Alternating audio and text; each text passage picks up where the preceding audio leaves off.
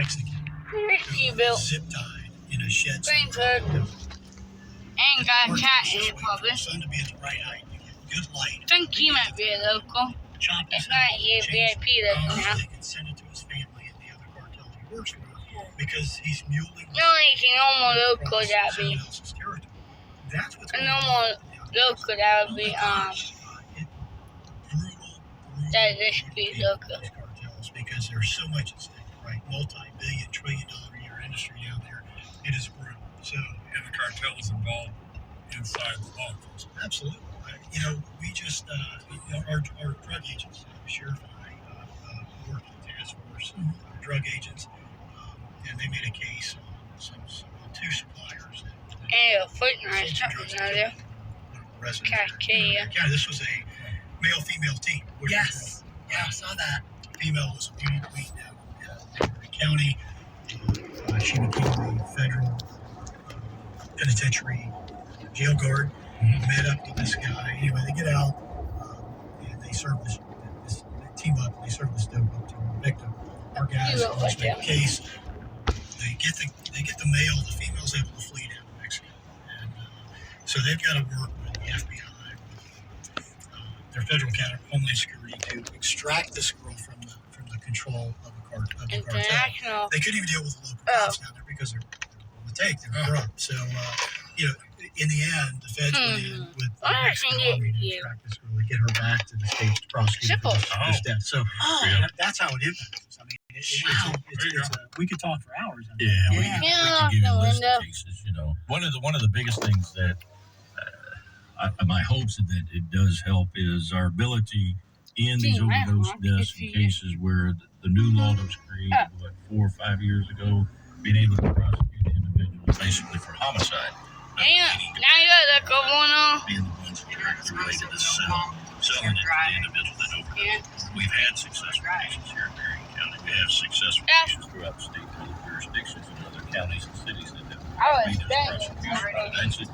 That's a step forward.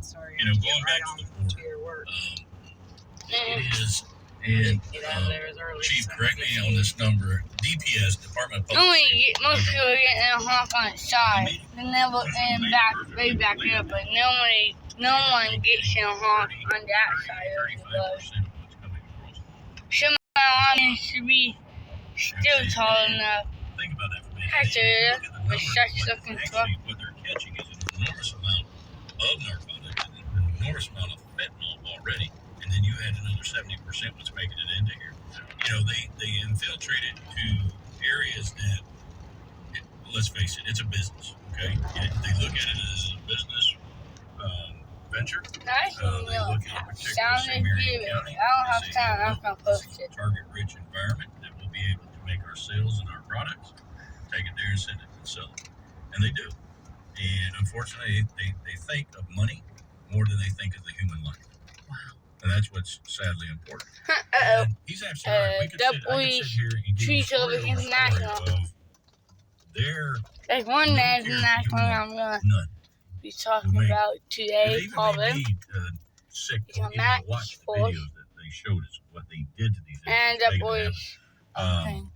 What's your name? Last night that we were there. 65. Hold it, quick. Don't let anybody steal the truck. You have the keys. This is 76. You get me.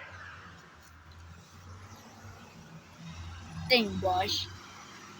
Now you're on YouTube, Yo, busting the video now. There's no sound, sorry.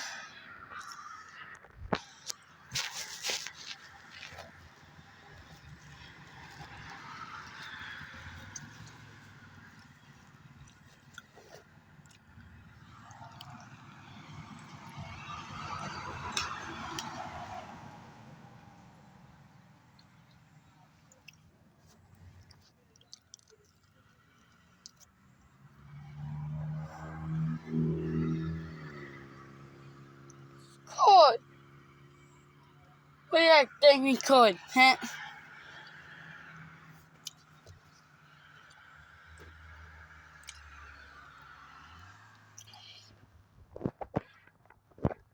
guys. Hey, my Bluetooth is off.